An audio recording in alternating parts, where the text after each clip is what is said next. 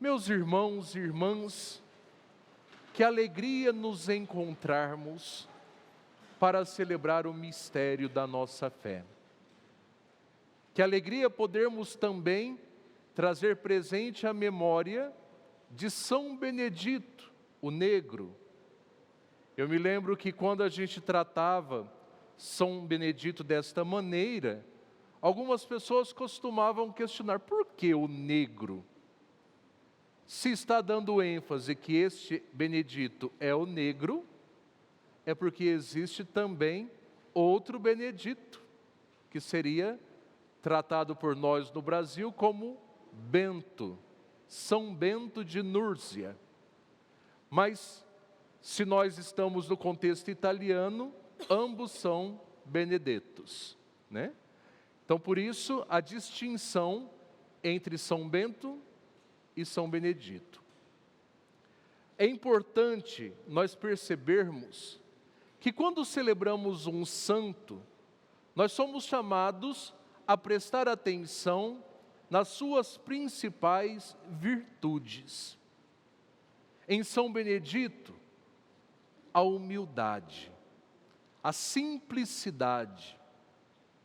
Alguém que tinha profundo conhecimento das coisas de Deus, mas que vivia numa humildade imensa, ao ponto de deixar a arte da pregação para poder cuidar da cozinha do convento.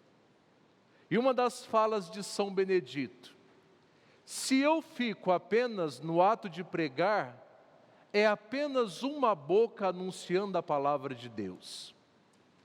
Mas se na cozinha eu tenho a oportunidade de alimentar muitas mais pessoas, então neste caso eu estou colaborando para que mais bocas possam anunciar a palavra de nosso Senhor.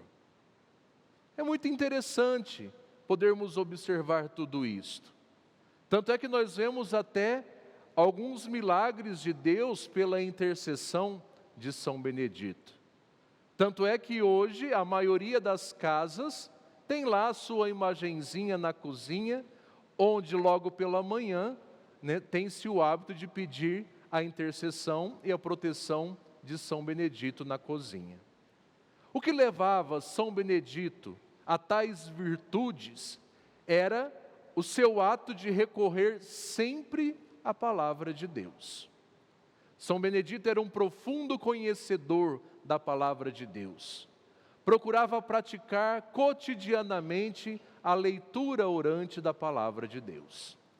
E aí eu te pergunto, meu irmão, minha irmã, como tem sido o nosso hábito de oração com a palavra de Deus? Eu sempre, quando eu vou falar da palavra de Deus, eu costumo fazer uma analogia. Eu costumo perguntar para as assembleias como seria para os cristãos católicos cada um possuir um sacrário em sua casa. Como seria? Porque quando a gente vê nas nossas igrejas, nas nossas comunidades, as pessoas têm esta veneração, esta adoração pelo Santíssimo Sacramento que se encontra no tabernáculo. Quando vai comungar o Santíssimo Corpo e Sangue de nosso Senhor, alguns se ajoelham, querem receber a Eucaristia na boca, não querem receber nas mãos, porque acham que as mãos não sejam puras o suficiente para poder comungar. Tudo isso está certo. E até mesmo porque o cristão católico, ele tem o direito de comungar como ele desejar. Seja na mão, seja na boca, seja de joelhos ou de pé. Ele tem o direito. Mas eu costumo lembrar disto, porque muitas vezes, para a Eucaristia se tem este zelo, esta adoração. Mas nem sempre o mesmo zelo e a mesma adoração para com a palavra de Deus. Se nós vamos para as igrejas orientais, nós vamos perceber que além do sacrário que guarda as reservas eucarísticas, existe também um lugar especial, com a mesma dignidade do sacrário, para guardar os livros que contêm a palavra de Deus. E acredito que a maioria de nós temos lá em nossas mãos, lá em casa, a Bíblia. Ou estou equivocado? A maioria temos a Bíblia em casa. Mas aí cabe a nós pensarmos, onde se encontra a minha Bíblia? Há quanto tempo eu não a vejo? Qual o zelo que eu tenho para com a palavra de Deus? Porque ir ao encontro da palavra de Deus é o mesmo que fazermos a experiência de encontro com a própria pessoa de Jesus Cristo. Então, esta mesma dignidade que nós damos para o sacrário, nós precisamos dar também para a palavra de Deus. Por que eu faço questão de falar desta maneira? Porque o povo de Deus hoje, após ter retornado do exílio da Babilônia, eles começaram a ouvir a palavra de Deus, o livro da lei, a lei de Moisés, de manhã. E continuaram ouvindo a palavra de Deus e os ensinamentos sobre ela até pelo começo da tarde. Qual que era, por que tinha este zelo, por que tinha esta perplexidade com relação à palavra de Deus? Porque há muito tempo eles não tinham contato com a palavra. Eles estavam no exílio, até mesmo a língua hebraica eles tinham esquecido. Eles começaram a falar mais o aramaico. Então, neste processo, nós vimos ali que Esdras sobe num caixote, de forma que todas as pessoas podiam vê-lo. Ele começa então a ler a palavra de Deus, mas ao mesmo tempo tinha que se traduzir do hebraico para o aramaico, para que as pessoas compreendessem. Tinha as explicações, escribas, sacerdotes ali para traduzir e explicar a palavra de Deus para estas pessoas. E elas se emocionavam, elas choravam de alegria por ter a oportunidade de novamente ouvir as orientações de Deus. E conosco? Nós sentimos esta alegria, nós temos esta mesma perplexidade, né? Essa descoberta das coisas de Deus através da palavra. Nós já aprendemos a rezar com a palavra? Nem sempre. Mas a exortação é que nós valorizemos a santa palavra de Deus. Que nós possamos valorizar este bem precioso que nós temos em casa.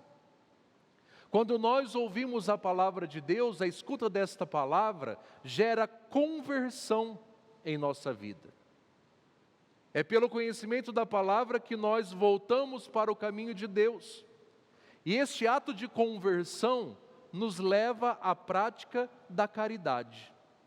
Tanto é que a alegria gerada no coração destas pessoas fazia com que depois eles se sentassem como irmãos e partilhassem dos alimentos, partilhassem dos bens.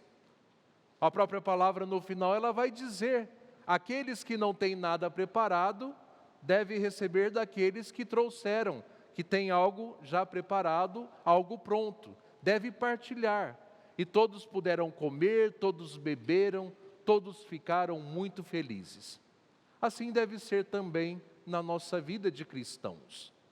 Que nós possamos trilhar este caminho, ouvir a palavra de Deus, rezar com a palavra de Deus, para que possamos fazer a experiência da conversão. E que da conversão possa ser gerada a prática da caridade, onde nós partilhamos tudo o que somos, tudo o que temos com os nossos irmãos. No Evangelho de hoje, nós vemos que Jesus envia os 72 discípulos. 12 eram o número dos apóstolos, os primeiros chamados. Depois ele chama, estes 12 apóstolos estão referentes às 12 tribos de Israel. E esse número de 72 que ele envia à sua frente para poder evangelizar, está relacionado com os 72 povos, que era o total dos povos da terra, que consta lá no capítulo 10 do livro de Gênesis. 72 povos, a totalidade, exatamente para entendermos que a palavra de Deus precisa chegar aos confins da terra. Isso só vai acontecer se todos nós cristãos batizados nos conscientizarmos da necessidade, da importância desta missão. Então que hoje nós possamos anunciar com alegria a palavra de Deus e que assim muitas pessoas possam ser transformadas por ela. Louvado seja o nosso Senhor Jesus Cristo, para sempre seja louvado. Este programa teve o apoio dos nossos benfeitores. Seja você também um fiel evangelizador. Ligue para 11 4200 8080.